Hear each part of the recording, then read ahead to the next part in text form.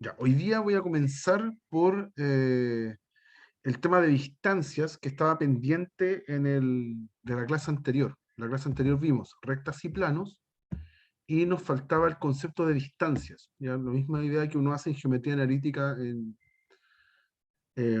011. Entonces, acá el pizarrón, déjenme volver aquí. Acá. Deberíamos estar viendo entonces el pizarrón. La primera de las distancias que nos interesa a nosotros, de la cual no voy a hacer demostración porque básicamente es una extensión de lo que ya habíamos hecho en el curso anterior, es la distancia punto plano. Ya su demostración igual es engorrosa y larga y no tiene que ver mucho con vectores. ¿Ya? Entonces, tengo un punto, x0, y0, z0 y un plano. Recordemos que los planos ahora están dados por esta ecuación ax más bi más zz más cz más d igual 0. La distancia entre el punto exterior y el plano está dado por esta fórmula, que básicamente es la extensión en una dimensión más de la fórmula de distancia punto recta. Ya la distancia punto recta era lo mismo, solo que en dos variables. Ya, era eso partido en a cuadrado más b cuadrado. Eso era para nosotros distancia punto recta en R2. Entonces lo ampliamos a una dimensión y es la distancia punto plano ahora. ¿Ok? Y es muy sencillo de aplicar. Si uno quiere la distancia de un punto a un plano, si mi plano está dado en esta forma cartesiana, entonces lo único que debo hacer es escribir el lado izquierdo del plano, 3x más 2y menos z más 2 igual 0, bueno, sin el 0, perdón, sin el 0, la distancia entonces P0 al plano, y cambiar los x y z por el punto. O sea, tengo que estar haciendo 3 por 1, después 2 por 2, aquí sería un 2 por 2, y después en el z tengo que reemplazar un menos 1, entonces sería menos menos 1, y menos 1, y el más 2 del 2 que está ahí en la ecuación del plano. ¿Ya? Y todo eso lo divido por la raíz de cada uno de esos coeficientes, pero al cuadrado. 3 al cuadrado, 2 al cuadrado, y en el caso que el número que acompaña al z es un menos 1, también al cuadrado. ¿Ya? Entonces calculamos este número que nos resulte. Arriba da 3 más 4 más 1 más 2 en valor absoluto. ¿Ya? Hay veces en que el número de arriba da negativo, y por eso el valor absoluto. Y abajo tengo raíz de 9 más 4 más 1, o sea, raíz de 14. ¿Ya? En total esto nos dio 7 más 3, 10, partido en raíz de 14. ¿Ya? Se puede racionalizar, etcétera. Ya se puede dejar escrito como 5 partido en 7 por raíz de 14. ¿Ya? Pero ya está calculado. Lo demás es como racionalizar bien. La verdad es que no es complicado. Y ahí tenemos nuestra primera fórmula de distancia. Distancia punto plano, la más sencilla de todas. ¿Ok? Me estoy saltando, por supuesto, la demostración, pero insisto en que tiene que ver más con un manejo algebraico que con aprendizaje de vectores. Así que no me interesa revisarlo. Sí, en el caso de otro tipo de distancia. Por ejemplo, si quiero calcular distancia punto recta en el espacio, en R3. ¿Ya? Entonces, ¿qué es lo que voy a tener acá? Eh, Voy a tener una recta L, que pasa por un punto, o sea, tiene un vector posición, P0, más lambda por un vector dirección, que lo llamamos D. Esa es mi recta. Ya acá está dibujada acá abajo. Hay un punto que lo llamamos P0, que tiene su vector dirección, perdón, su vector posición, P0. ¿Sí? Acuérdense que hay que hacer énfasis entre la diferencia entre punto y vector. ¿Ya? ¿Qué representan cada uno de ellos? Eh, ya tengo ahí el punto P0 y la dirección D, que sería una dirección de la recta. ¿Sí? Un vectorcito que está ahí entre medio. Esa es la dirección D. Entonces yo quiero calcular la distancia desde el punto P que está afuera hasta, hasta la recta, ahí formando un ángulo recto. ¿Ya? Quiero esa distancia, pongámosle X. ¿Ok? ¿Qué es lo que va a pasar? Que yo puedo hacer trigonometría aquí. El ángulo que forman esos dos vectores, ¿ya? Lo que va a suceder es que seno del ángulo es la distancia X, que es la que quiero calcular, partido por la hipotenusa. Y la hipotenusa es la distancia entre estos dos puntos. O sea, es la norma de un vector que parte en P0 y termina en P. Eso sería esa hipotenusa que está acá arriba. ¿Ya? Eso quiere decir que nuestra X se puede escribir como esa norma del vector que parte en P0 y termina en P, multiplicado por seno de teta. ¿Ya? Pero hay una fórmula de las que vimos en la clase anterior, la voy a escribir acá arriba para tenerla en cuenta.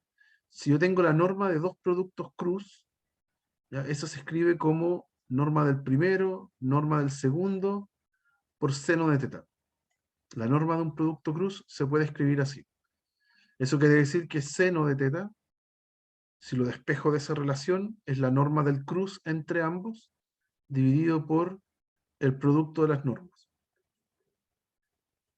Eso es seno de teta. Entonces lo puedo reemplazar acá. Seno de teta yo lo puedo encontrar como, aquí voy copiando esto, y seno de teta es la norma entre este vector, que es el vector dirección, de cruz P0P, que sería la dirección de ese vector, ¿ya? Dividido en la norma de D y la norma del P0P. ¿Ya?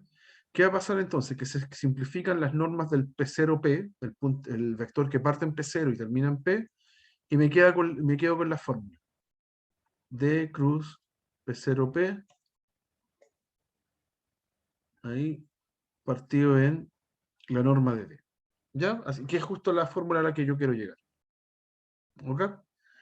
Entonces, eso en general, si quiero la distancia punto recta, necesito la dirección de la recta, que sería este vector D, y necesito calcular el vector que une los puntos, el que está afuera, el exterior, y el punto que está encima de la recta. Y eso debo ponerlo acá adentro, en este producto cruz. ¿Ya? Y ahí tengo la fórmula. ¿Ya? Es sencillo, pero nace básicamente de lo que hemos hecho acá hasta esta clase. ¿Ya? De todos estos conceptos, norma, producto cruz, etc. Veamos un ejemplo concreto. Dice, calcula la distancia del punto 201 menos 1 a esta recta. ¿Ya? Esta recta está incómoda porque es una recta que está dada en forma simétrica o forma cartesiana. Esta es forma cartesiana. Y en la fórmula que acabamos de demostrar, la recta está dada en forma vectorial. ¿Ya? Necesito una posición y un vector dirección. Entonces, tengo que transformar. ¿Ya? Lo primero que hay que hacer acá. Solución, escribimos L, la recta, en forma vectorial. Ya, escribirlo en forma vectorial en general es muy sencillo. Se supone que eh, todas las rectas que están dadas en forma cartesiana, o simétrica, como quieran llamarlo, están así. Eh, están de esta forma. Siempre se hace la variable menos algo, menos una constante, partido en otra constante. ¿Ya? Y las constantes que están abajo serían el vector dirección, y las constantes que están acá forman mi vector posición. Si uno despeja x, y z de estas expresiones, yo igualo todo esto a lambda, y despejo x, y z en función de lambda, voy a tener la ecuación paramétrica. Entonces, lo único que hay que hacer es escribir la ecuación en esta forma. ¿Ya? Por ejemplo, el x está listo. Está tal cual. X menos 2 partido en una constante. Eso está ok. Después viene este. le falta la fracción que está abajo. Bueno, pero lo hago dividido en 1. Así que, en este caso, el de 2 sería 1. Y el que causa más problemas es este. Ya. Esa expresión que está ahí, en z, yo la tengo que llevar a esta forma que está abajo, como z menos algo, alguna constante, partido en otra constante. Entonces, ese es el verdadero trabajo que hay que hacer ahí. Es un detalle importantísimo que nos va a poder, que nos va a permitir encontrar el vector posición y el vector dirección de la recta. Entonces, ¿qué vamos a hacer? Voy a volver a escribir la recta. Acá estamos igual. Acá le pusimos el 1 abajo. ¿Ya? Y a la que está en la última igualdad, voy a factorizar todo por menos 2. Entonces me queda menos 2 factor de el z, ¿cierto? Y de un menos 3 medios. Si yo multiplico menos 3 medios por menos 2, me queda el 3 que está aquí. ¿Ya? Y todo esto dividido en 1. Abajo no había ningún denominador. Entonces, lo único que me falta es dejar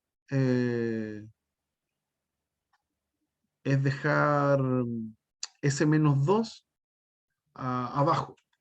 Ya necesito deshacerme de ese menos 2. Entonces, en vez de escribirlo así, lo voy a escribir así. La misma ecuación que está a la izquierda, pero ahora escrito en el último término como z menos 3 medios partido en menos un medio. ¿Ya? Como que el menos 2 me lo llevé más abajo aún. ¿Ya? Y lo dejé escrito así, menos un medio. Si usted hace esta división, va a quedar el menos 2 arriba, y si multiplica hacia adentro, le queda la expresión que está aquí. Así que es solamente una manipulación para que me quede en la forma correcta, como z menos un número partido en otro número. Ya cuando está así, entonces mi vector posición, mi P0, va a ser 2, uy, qué feo el 2, 2, 1, ¿ya? Y menos algo, y 3 medios, z menos algo. Ahí están las tres coordenadas del vector posición. Y el vector dirección va a ser el que está abajo en los denominadores. Va a ser menos 3, 1 y menos un medio. ¿Ya? Entonces, ya tengo el posición y el dirección, ahora puedo ocupar la fórmula que está acá. ¿Ya? Entonces, necesitamos calcular. Entonces, la distancia, pongámosle a este punto P1. ¿Ya? Quiero calcular la distancia P1 a la recta. Va a ser el módulo de la dirección, la norma, perdón, de la dirección cruz el P0, P1, el vector que une P0 con P1, partido en la dirección. Eso es. ¿Ya? Entonces, necesitamos calcular un producto cruz. Vamos a hacerlo acá en otra página. Entonces necesitamos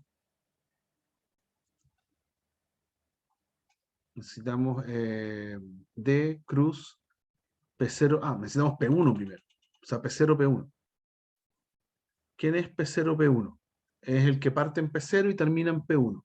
O sea, hay que tomar el P1, que era el 2, 0, menos 1, 2, 0, menos 1, y restarlo con el P0, que es el 2, 1, 3 medios.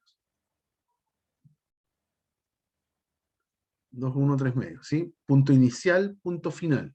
Siempre se calcula como tomar el vector final menos el vector inicial. Eso nos da el vector que va en esa dirección, que une los dos puntos. Entonces nos queda 0, menos 1, y menos 1 menos 3 medios en menos 5 medios. Ese sería el P0, P1. Después necesitamos el D cruz ese vector. Entonces hacemos el determinante, y JK, anotamos el D. ¿Quién era el D? Era menos 3, 1, menos un medio. Entonces, menos 3, 1, menos un medio. Y en el otro tengo 0, menos 1, menos 5 medios. ¿Ya? Y tengo que calcular ese determinante. Entonces va a tener tres coordenadas.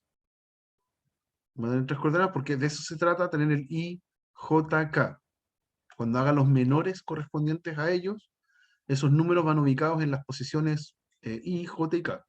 Primera coordenada, segunda coordenada, tercera coordenada. Y acá, para no enredarme con los... yo podría hacer, para no enredarme con las constantes, como hay un medio acá, es muy peligroso como para sacar el determinante menor. Me puedo equivocar fácilmente. Entonces yo podría factorizar, por ejemplo, la primera fila. La primera fila podría sacarle en un medio. Factorizar todo por un medio. ¿Sí? Entonces, me va a quedar así. Antes de hacer los cálculos, pues voy a sacar en un medio y también de la otra fila, de la de abajo también. Entonces esto es un medio por un medio, ya mantengo el mismo IJK, y el menos 3 lo transformo en menos 6, y el 1 lo transformo en 2, y el menos un medio es menos 1. Entonces me evito la fracción adentro del determinante. Lo mismo cuando saco el otro medio de la otra fila, aquí me queda un 0, aquí un menos 2, y aquí un menos 5.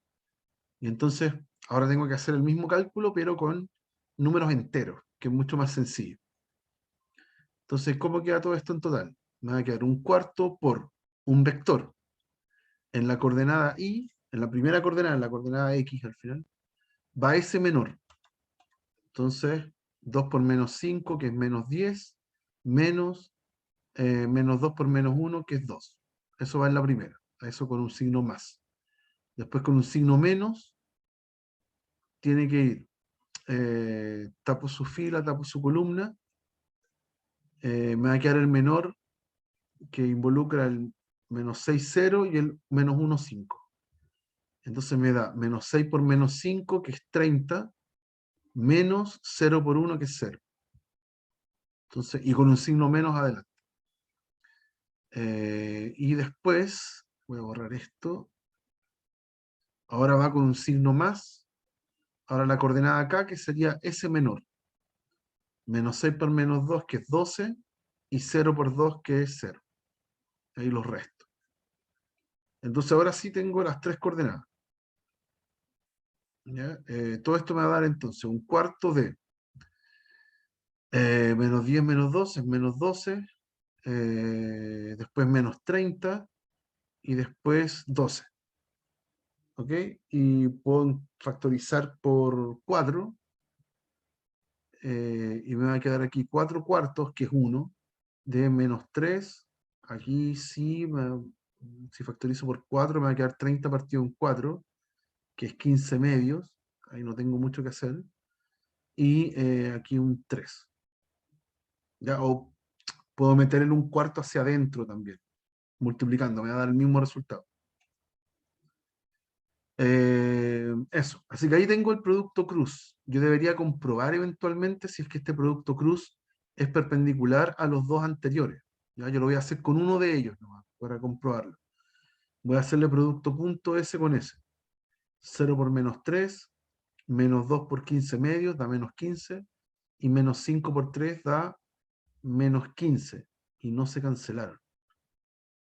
A ver. Ah, claro, es que este es negativo. Perdón, ese es negativo. Un cuarto por menos 30 da negativo. Ahí sí.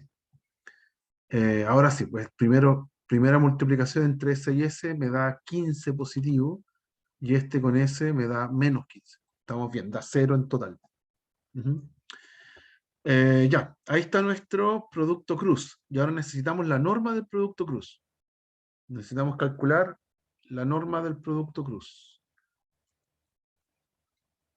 La norma del producto cruz va a ser, bueno, acá también, también puedo hacer trampa aquí. Como tengo un menos 15 medios, Una cosa, profe, cuénteme, ¿por qué es menos 30 y, o sea, el signo negativo? por los signos del determinante. Ah, ya. ¿Ya? Pues acuérdate que al partir con eligiendo la fila o la columna indicada, esas van repartidas con signos.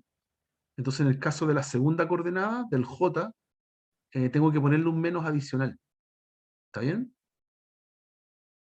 Sí, se me había pasado. ¿Sí? ¿Está bien? Si te pregunto, porque generalmente me puedo equivocar yo en algún signo. Ya, entonces quiero calcular esa norma ahora. Esa norma. De esa norma yo puedo sacar un 3 medios. ¿Ya? Todos los números que hay ahí son múltiplos de 3, así que podría extraer un 3, y además voy a extraer el medios, porque molesta para hacer los cálculos. ¿Ya? Entonces voy a sacar un 3 medios. 3 medios por, adentro tengo aquí me va a quedar un menos 6.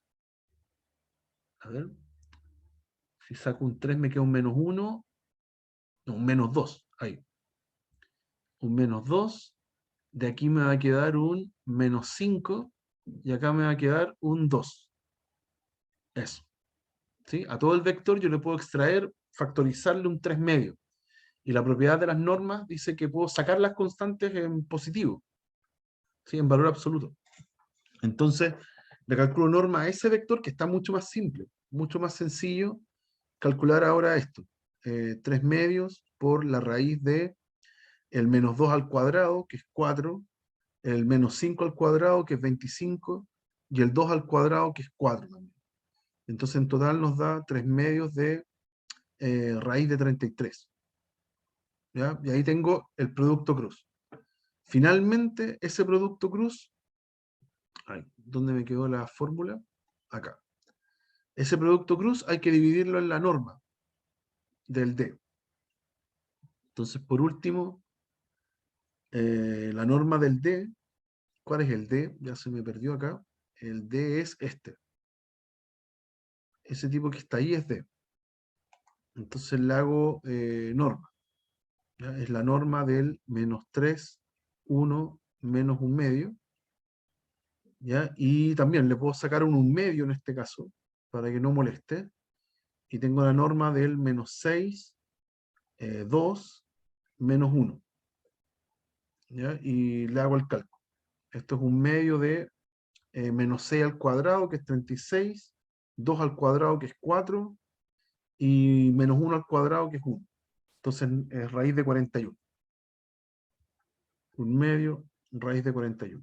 Entonces en total, por lo tanto, la distancia del punto hasta la recta va a ser esta magnitud, 3 medios por raíz de 33, partido en un medio por raíz de 41.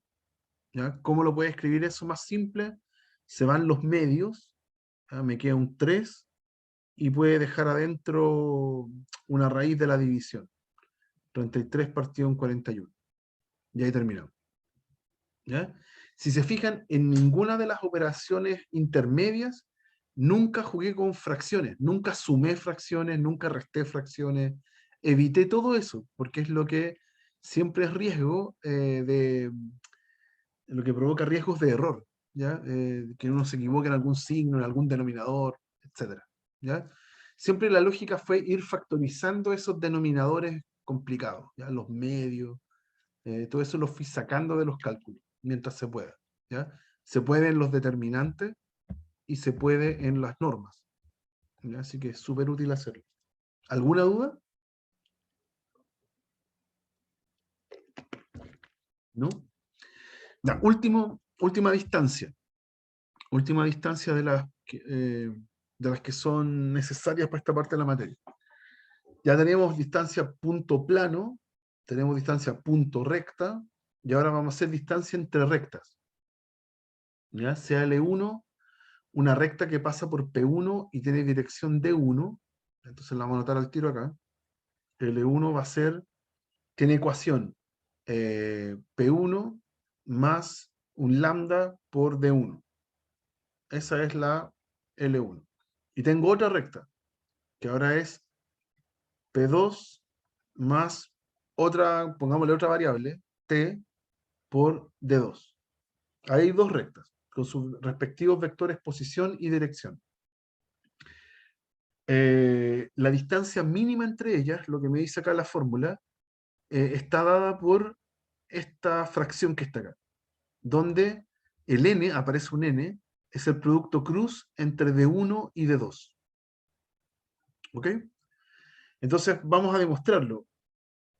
también es sencillo como el anterior. Ahora, un poquito, conceptualmente un poquito más engorroso, pero la verdad es que es bastante sencillo el cálculo. Por eso lo muestro.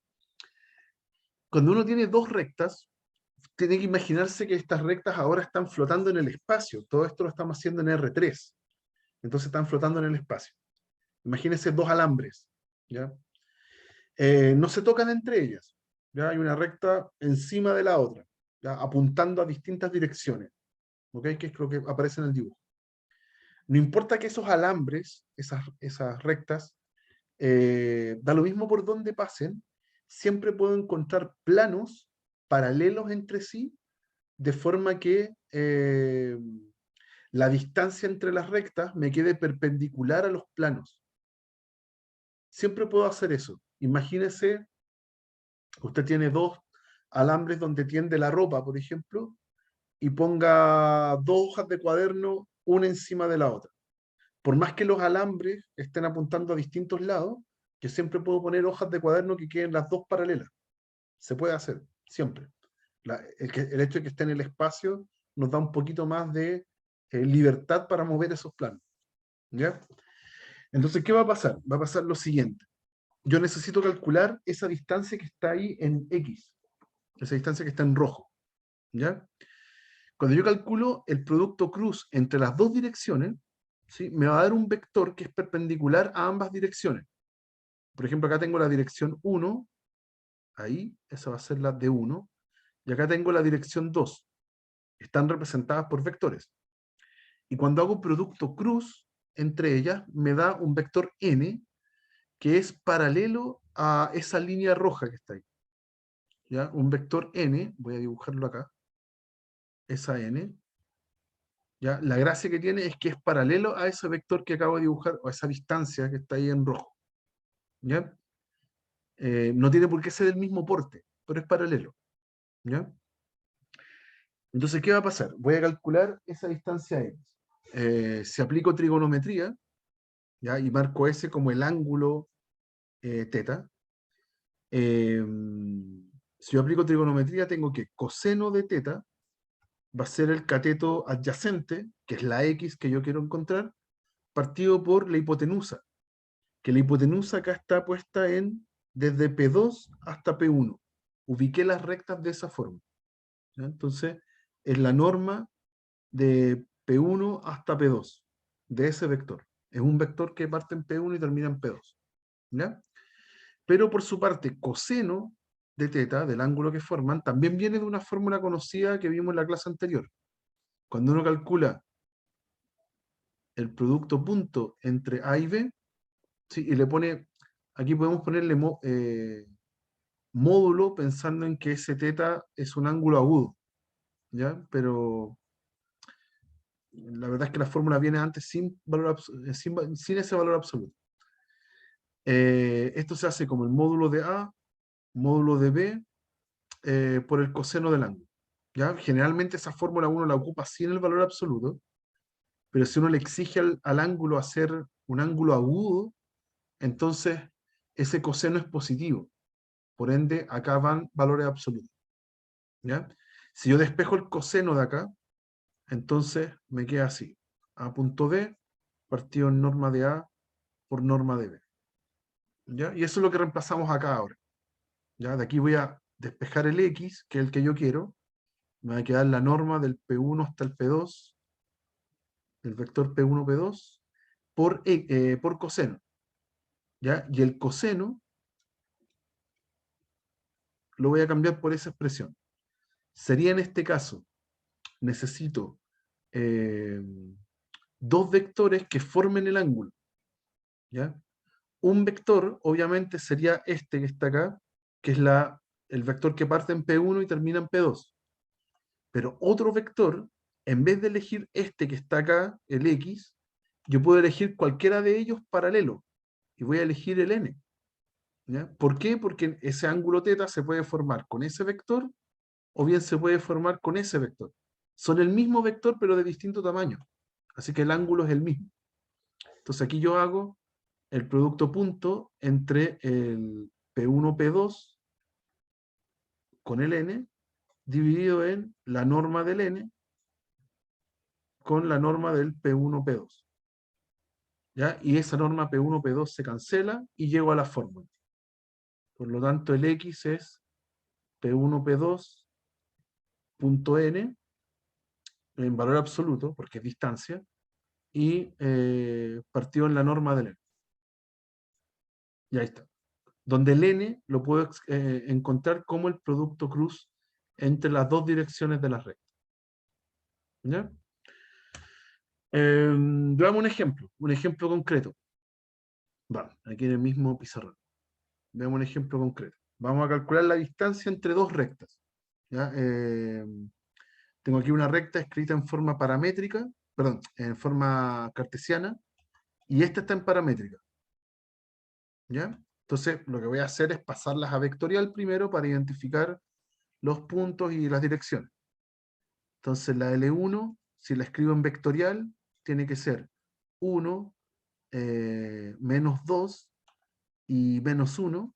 ¿Sí? Aquí siempre tiene que ser X menos algo, Y menos algo, Z menos algo, y ese algo es lo que va ahí en el vector posición, más una constante por los denominadores, y eso me da el vector dirección. 3 menos 5, 2. Ya, el primero es posición, creo que lo dije mal hace un rato, y el segundo es dirección. Y después tengo en la L2, ya está más fácil todavía, porque aquí está explícito quién es el vector posición, 2, 1, 4. 2, 1, 4, son los números sueltos que están acá, más una constante, en este caso es t, me la dan, ¿sí? Me dicen que se llama t, por los números que la acompañan. 2 menos 2, 1. ¿Ya? Si uno lleva esto a un vector, le va a quedar así. El x, y, z va a estar dado por esa expresión. ¿Ya? Y ya, pues tengo entonces vector posición y vector dirección de las dos rectas. Necesito entonces encontrar el vector que parte en P1 y termina, perdón, que parte en P0 y termina en P1. Ese vector es la resta entre los dos siempre. 2, 1, 4 menos el 1 menos 2 menos 1. Eso nos da 1, 3 y 5. Y necesito el producto cruz entre las dos direcciones. Entonces voy a hacer IJK, 3 menos 5, 2, 2 menos 2, 1. ¿Ya?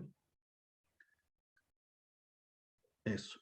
Entonces, nos va a quedar así. Aquí el cálculo lo voy a hacer un poco más rápido.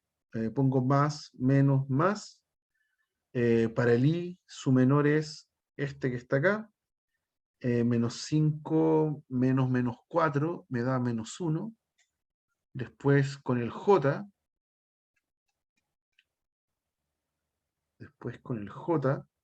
hay que poner un signo menos adicional. Ahí sí, un signo menos. Tacho su fila, tacho su columna, y hago el menor con esos números. Entonces 3 por 1, 3, menos 2 por 2, 4, me da menos 1. Entonces aquí va a dar menos, menos 1. ¿Ya? Y con el K, que tiene signo positivo, tapo su fila, tapo su columna y me queda ese menor. Entonces 3 por menos 2, menos 6, menos 2 por menos 5, que es menos 10. ¿Ya? Menos 6 menos menos 10 nos da 4. ¿Ya? Y siempre comprobar cada vez que hagan un producto cruz, si es que el vector que les quedó, en este caso es el menos 1, 1, 4, les dio perpendicular a los dos anteriores, a los dos con los que hizo el producto cruz. Déjenme comprobarlo con el que está abajo. Menos 1 por 2, menos 2, 1 por menos 2, menos 2, 4 por 1, 4. Listo, está bien. El producto punto entre ellos da 0. Ya lo mismo con el otro. Menos 1 por 3, menos 3, 1 por menos 5, menos 8, perdón, menos 5, y 4 por 2, 8. Si lo sumo me da 0. Así que está súper bien. El producto punto me da 0 con cada uno de ellos. Y ya, pues así que en la distancia de la recta 1 a la recta 2 es, entonces era este es mi n, este es el n que andamos buscando. Entonces, el producto punto entre este n y el P0, P1 que encontré, dividido en la norma de n. Entonces va a ser producto punto entre S y S. Nos va a dar, en módulo, nos va a dar menos 1 más 3 más 20. Producto punto entre S y S. Y después abajo la norma del n.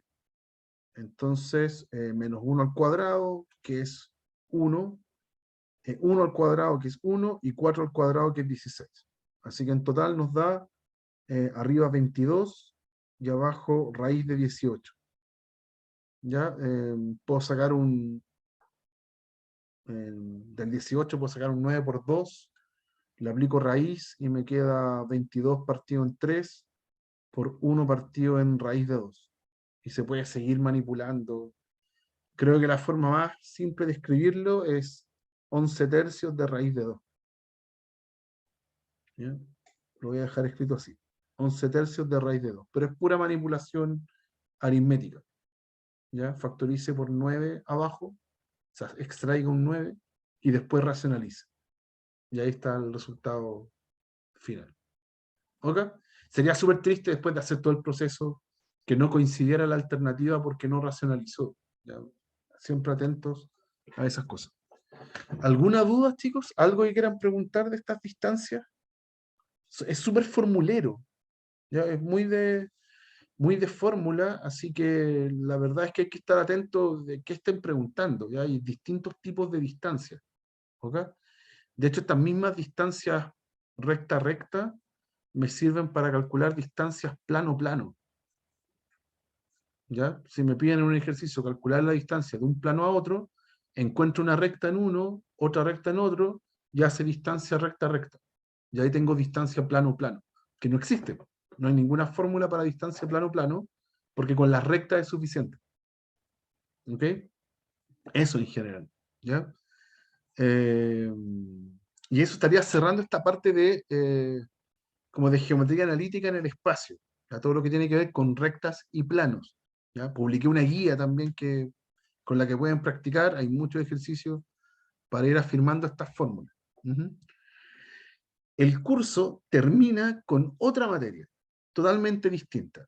Y, o sea, es distinta en su comprensión, pero utiliza elementos de lo que vimos antes, ya sea matrices o vectores. ¿Ya? Aquí tristemente tengo que hacer el quiebre acá en medio de la clase, ¿sí? Pero es para que alcancemos a ver todo de aquí a mañana. Eh, Vamos a verlo acá, en el pizarrón primero. Hay mucho bla bla, pero se simplifica rápidamente. Eh, se puede simplificar pronto y les voy a mostrar como el estilo de ejercicio que uno busca. Eso es lo que me interesa hoy día. ¿Ya?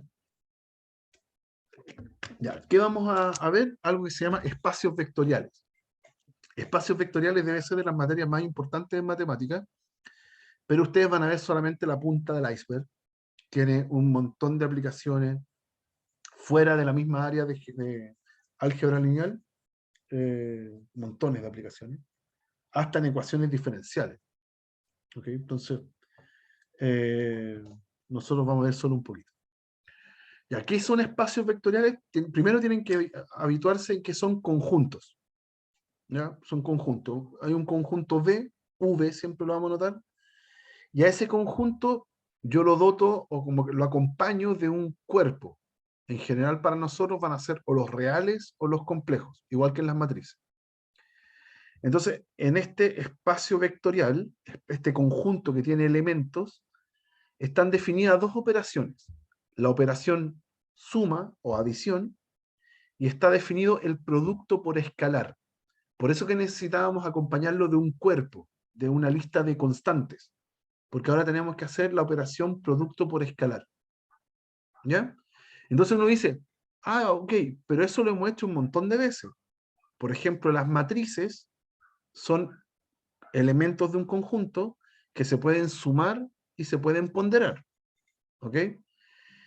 Y en la misma clase de hoy tenemos los vectores, que se pueden sumar y se pueden ponderar. ¿Ok? Pero también lo han visto antes. En el curso pasado lo vieron en polinomios. Los polinomios también se pueden sumar y se pueden ponderar por constantes, se pueden multiplicar por constantes. O incluso pueden hacerlo con funciones. Entonces, en general, espacios vectoriales es una comprensión demasiado general para lo que estamos haciendo en estos cursos, porque involucra cada uno de los objetos que hemos estado observando, ¿ya? O en las partes de cálculo o en las partes de álgebra. Hay muchos conjuntos que se pueden, donde los elementos se pueden ponderar y sumar entre ellos, ¿ya?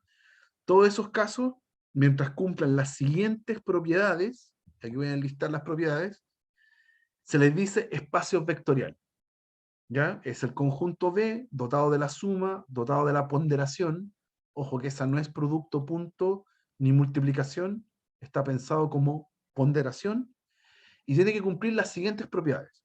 Y aquí, spoiler, antes de leerlas, que no lo voy a hacer en realidad, son todas las propiedades que nos permiten, o sea, son las mismas, quiero decir, son las mismas propiedades que hemos tenido para la suma y para la ponderación en matrices y en vectores.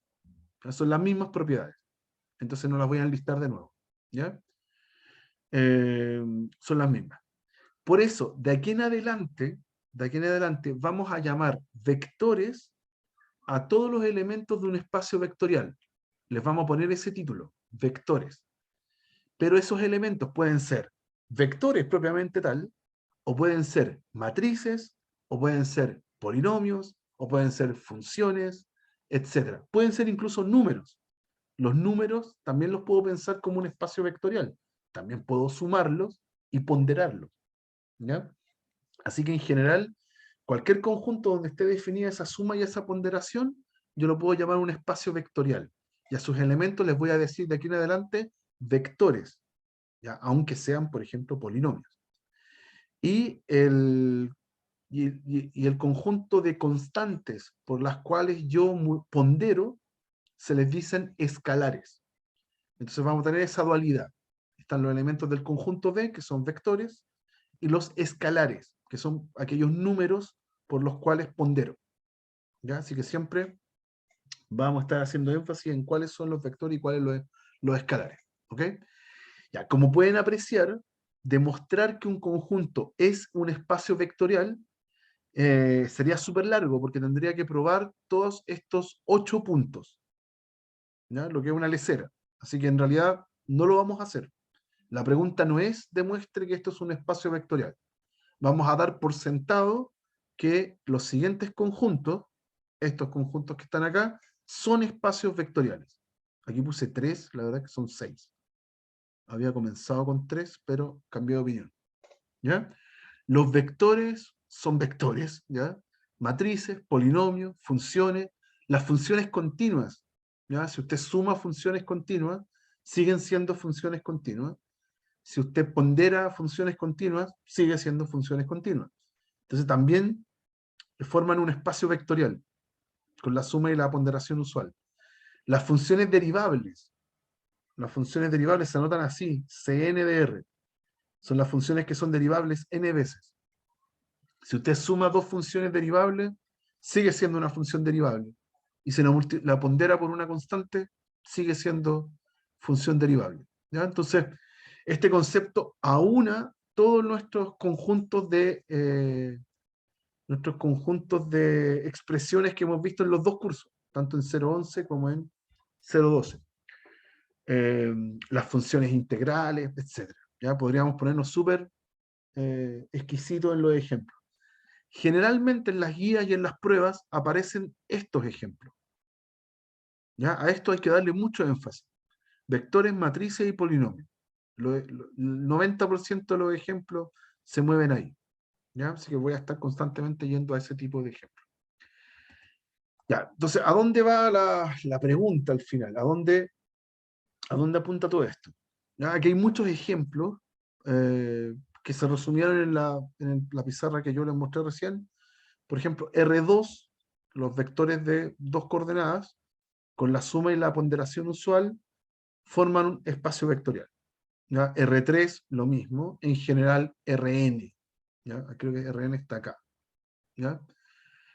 Si yo ahora considero los complejos, ¿ya? Complejos, C2, serían pares ordenados en dos variables. Cada una de esas variables es compleja.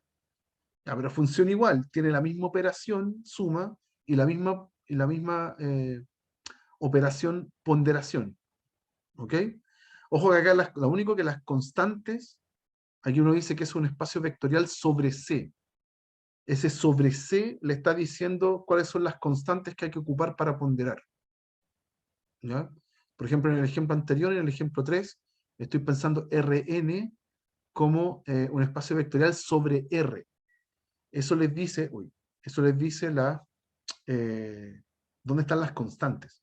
Aquí las constantes están en R. ¿Ok? Entonces, al igual que en Rn, yo puedo hacer Cn, ¿ya? Que son las tuplas, las n tuplas, con coordenadas complejas. Ya lo mismo, misma suma, misma ponderación. Ahí estoy pensando que es un espacio vectorial sobre C. En C están las constantes con las cuales pondero. Y me sigue dando un vector en C a la n. Ya me sigue dando un vector con coordenadas complejas. ¿Ok? Esos son los vectores. En general, vectores, uno sabe que son espacios vectoriales. Y este es el que yo les comentaba, pues, el de los polinomios. ¿Ya? Los polinomios en sí mismos se pueden sumar. Acá abajo dice cómo se suman. Aquí encuentro como un polinomio P más Q y cómo se pondera. ¿Ya?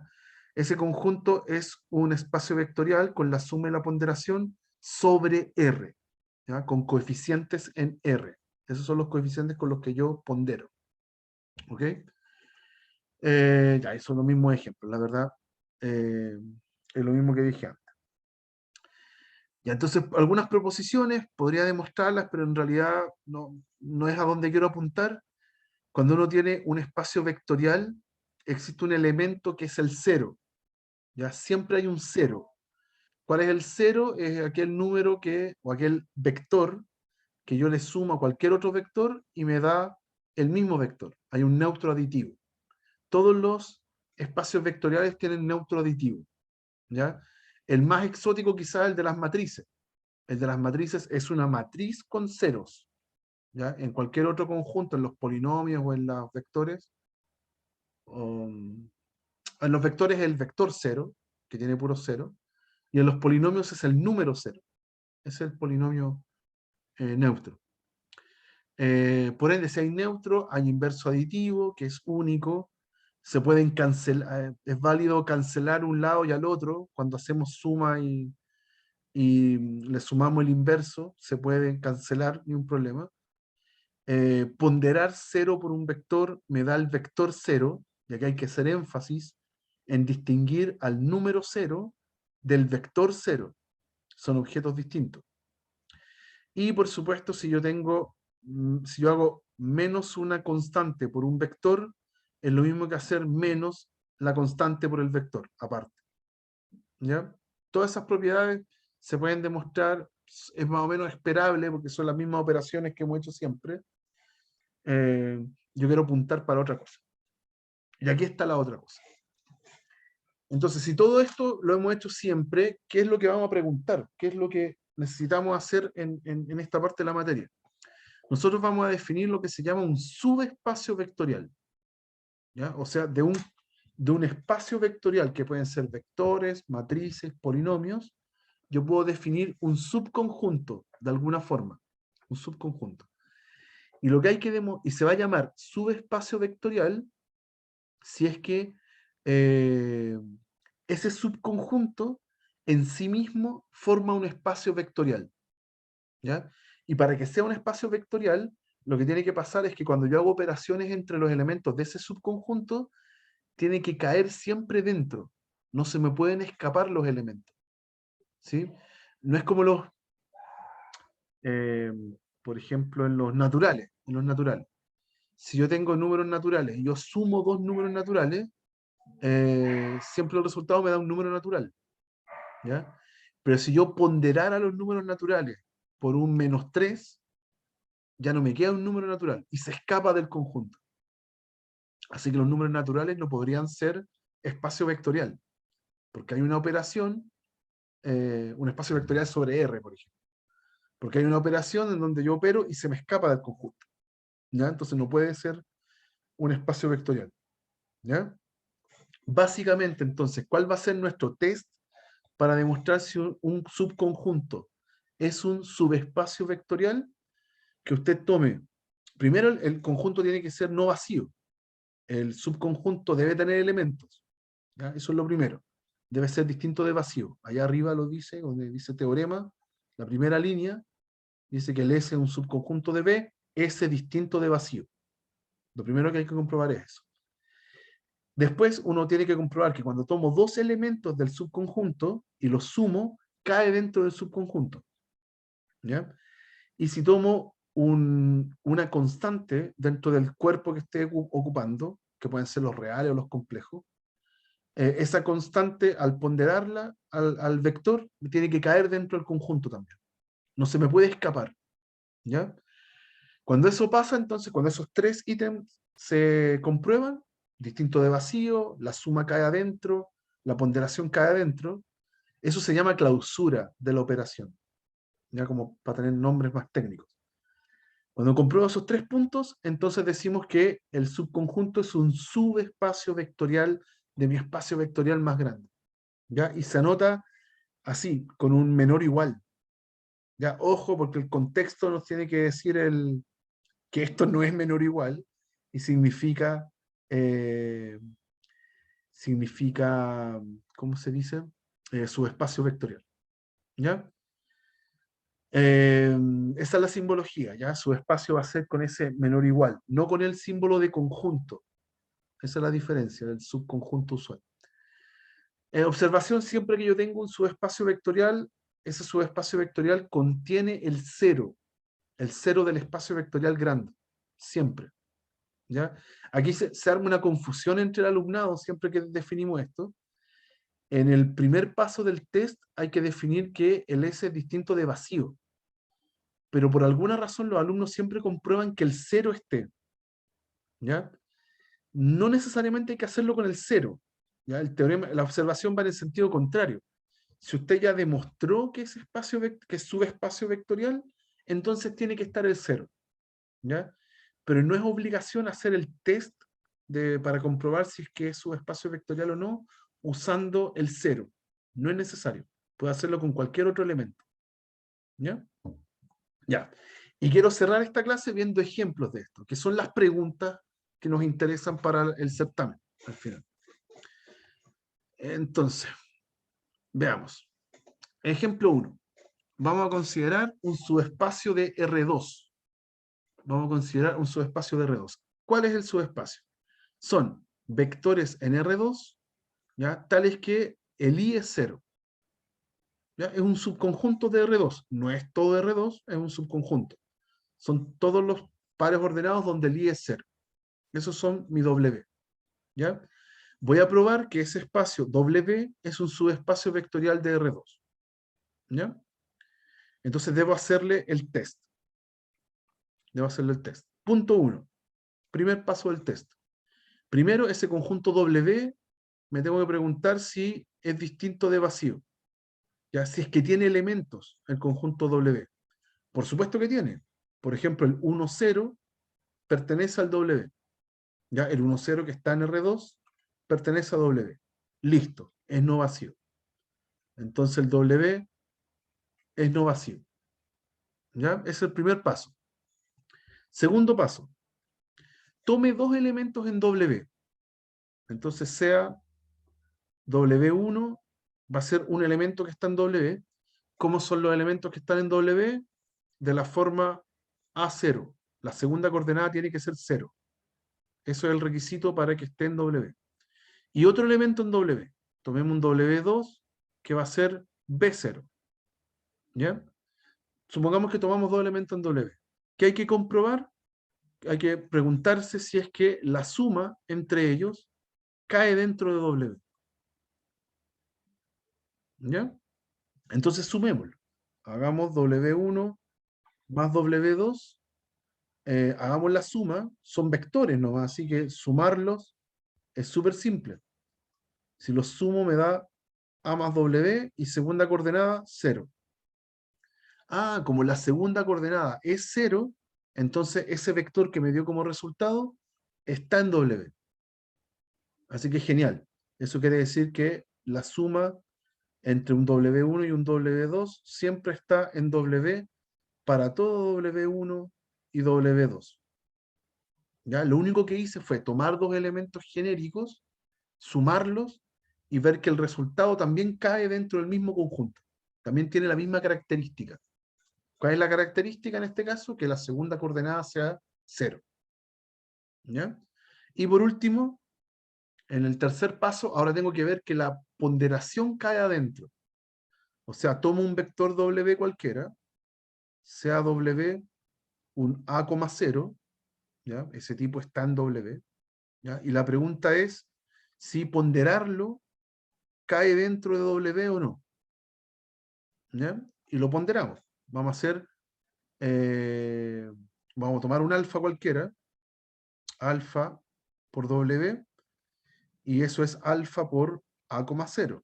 ¿Y cómo se ponderan los vectores? Coordenada a coordenada. Es alfa por A, alfa por 0.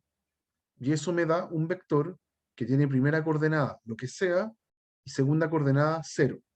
Así que está en W. ¿Ok? Por lo tanto, el alfa por W, la ponderación, también cae dentro de W para cualquier W, para cualquier elemento del conjunto, para cualquier vector. ¿Ya? Y como comprobé los tres pasos, uno puede decir finalmente que mi conjunto W es un subespacio de R2, que es mi espacio vectorial más grande. Estoy tomando elementos ahí. Y se acaba.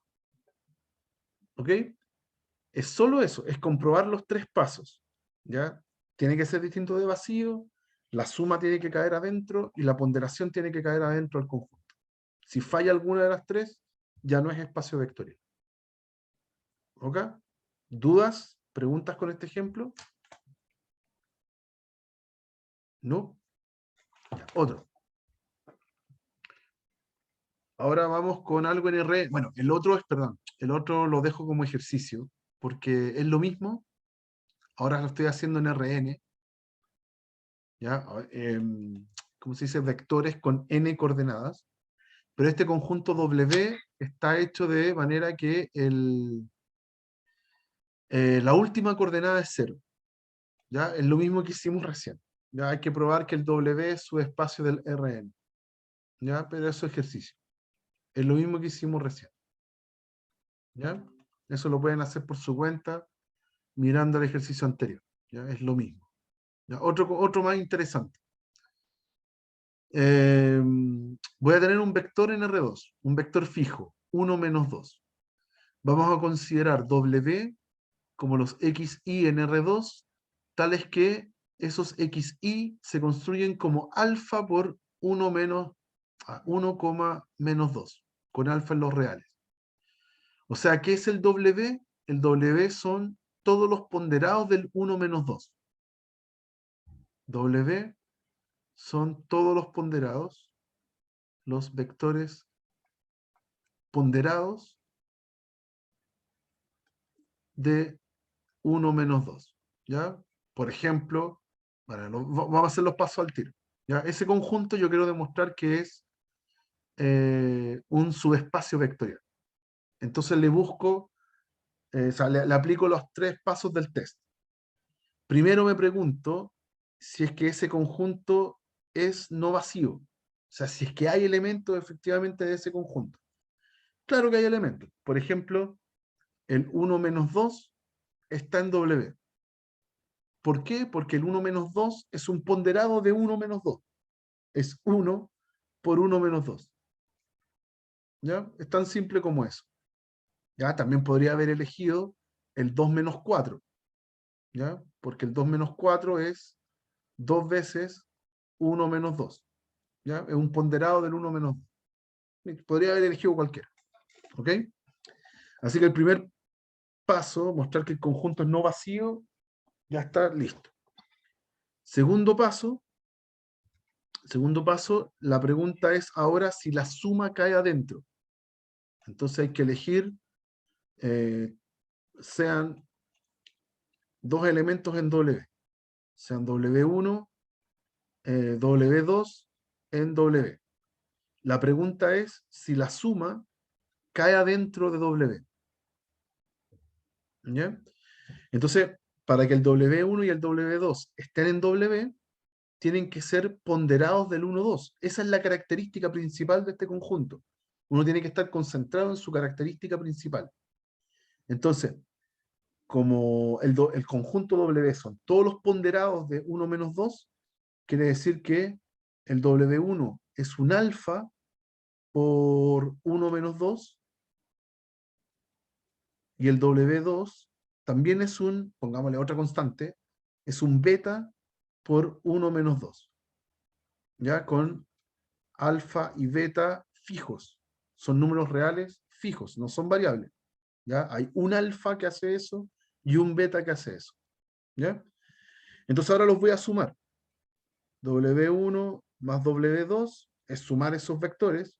Alfa 1 menos 2, beta 1 menos 2, y puedo, entre comillas, factorizar por 1 menos 2. Esto es lo mismo que escribir alfa más beta por 1 menos 2. ¿Ya? Y obviamente alfa más beta es un número real. ¿Sí? Así que lo que me dio como resultado, efectivamente, es un número por 1 menos 2. Así que pertenece a W. ¿Ya? Comprobé que el W1 más W2 es un vector ponderado del 1 menos 2. Así que está en W. Check con el punto 2. Punto 3. Ahora hay que comprobar que la ponderación cae dentro del conjunto. Tomo un elemento del conjunto, sea W perteneciente, es redundante esto, pero sea W minúscula perteneciente a W mayúscula, ¿sí? Entonces la pregunta es si es que, vamos a poner la otra letra, si es que un K por W, una ponderación cualquiera, cae dentro de W, ¿ya? Para cualquier K. Para cualquier K. ¿Ya? Entonces hagámosla. Tomemos un W, por estar en W, ese W chico, por estar en W grande, por definición es un ponderado de el 1 menos 2. Entonces cuando yo multiplico por un K, me tiene que dar K por alfa por 1 menos 2. ¿Ya? Pero K por alfa es un número real. ¿Sí? Así que lo que me está dando como resultado es una ponderación del 1 menos 2. ¿Ya? Así que pertenece a mi W. Y listo. Check con los 3 pasos. ¿Ya? Era no vacío. La suma de dos vectores que están en el conjunto me cae dentro del conjunto. Lo mismo con la ponderación de un elemento del conjunto, cae dentro del conjunto. Así que es un subespacio vectorial. Por lo tanto, mi W es un subespacio del espacio vectorial original. ¿Cuál era? De R2. ¿Sí? El X y el Y estaban tomados desde R2. Ahí está. ¿Ok? Y ahí tengo el demostrado que es subespacio. ¿Ok? Y lo único que pasa con los demás ejemplos es que va variando el escenario, ya va variando el tipo de vectores que yo voy eligiendo. ¿Ya? Voy a alcanzar a ver uno más solamente de matrices. ¿Ya? Cambia el escenario, pero la estructura del ejemplo es la misma. ¿Ya? Nos dicen acá, CAS, matrices en las de, son matrices de n por n filas, n columnas, tales que la transpuesta es igual a la. ¿Ya? Esto se les dice matrices simétricas. ¿Ya? S son las matrices simétricas. Que cuando usted hace la transpuesta, queda igual. Esas se llaman matrices simétricas. Hay que probar entonces que ese conjunto S de las matrices simétricas es un subespacio vectorial. Y le aplicamos los 3 tests. Primero, S será no vacío. Claro que sí. Por ejemplo, usted tiene la identidad. La identidad transpuesta me da la misma identidad. Si usted cambia filas por columnas, me da todo igual. Así que, por lo menos hay un elemento que sea simétrico. Hay una matriz simétrica, la identidad. También está la matriz cero o una matriz diagonal. También usted la hace transpuesta y queda igual. Bueno, hay muchas matrices que son simétricas. Ya, por lo menos una. Ese es distinto de vacío. Check. Segundo check. Ahora tiene que tomar dos matrices que sean simétricas, sean A y B, pertenecientes a S. Eso quiere decir, ¿cuál es la característica de S? Que la transpuesta da lo mismo. ¿Ya? Son simétricas las matrices. Sean A y B en S. La pregunta es si es que la suma de A y más B está en S. Esa es la pregunta. ¿Ya? ¿Y qué significa pertenecer a S? Significa que le aplico la transpuesta y queda igual. ¿Ya? Esa es la definición de S. En eso hay que concentrarse. Ya, pues aplicamos entonces. Tomamos la suma, esta matriz suma, la aplicamos en la transpuesta y cruzamos los dedos para que todo quede igual. ¿Ya? Propiedades de la transpuesta se separa entonces en la suma. ¿Sí? Pero ya estamos suponiendo que el A y el B por separado son matrices que pertenecen a S. O sea, son matrices transpuestas. Perdón, son matrices simétricas. Cuando le aplico la transpuesta, me queda igual. A transpuesta es A y B transpuesta es B. Así que efectivamente, A más B transpuesta me quedó A más B. ¿Sí? Entonces, A más B es una matriz simétrica. ¿Ya? Pertenece entonces a mi conjunto S. ¿Ya? Y finalmente vemos la ponderación. Sea A una matriz en S, ¿ya? Su característica entonces es que es una matriz simétrica. La pregunta es, ¿será verdad que alfa por A, una constante por A, también está en S? O sea, también es simétrica. Veamos. Hago alfa por A y la transpongo. ¿Ya? Por propiedades de la transpuesta, esa alfa sale. Esto es alfa por A transpuesta. Siempre va a pasar lo mismo. Una de las propiedades que tiene la transpuesta. Ya, pero como el A está en S, entonces es una matriz simétrica. Por ende, A transpuesta es lo mismo que A. ¿Ya? ¿Qué concluimos? Que la matriz nueva, alfa por A, cuando la transpongo, me queda la misma alfa por A. Así que alfa por A también es una matriz simétrica. Pertenece a S. ¿Ya? Así que tenemos los tres checks listos. Distinto vacío, la suma cae adentro y la ponderación cae adentro. Por lo tanto, esta S es un subespacio vectorial de mi conjunto de matrices. Ese es mi conjunto grande ahora. Son las matrices de n por n. ¿Ya? Estamos pensando que tienen coeficientes en R, ¿ya? Para no enredarlo. Si fueran complejos sería lo mismo. ¿Ya? Y ahí está. Ese es el test. Y eso es lo que más me interesa de esta clase. ¿Ya? En espacios vectoriales, súper importante moverse entre todos los tipos de conjuntos que uno haya visto en el curso o antes en el curso anterior y demostrar que ciertos subconjuntos son subespacios vectoriales. Ese es un ejemplo emblemático. ¿Ya? Sí o sí les tengo que preguntar algo así en una prueba. Es súper usual. ¿Ya? Listo, muchachos, gracias por su paciencia. Mañana vamos a finalizar con este curso. Vamos a ver la clase final que tiene que ver todavía con espacios vectoriales y con eso se acaba todo. ¿Ya? Que estén muy bien, muchachos. Nos vemos mañana a las 9:35. Gracias, profe, que esté bien. Igual.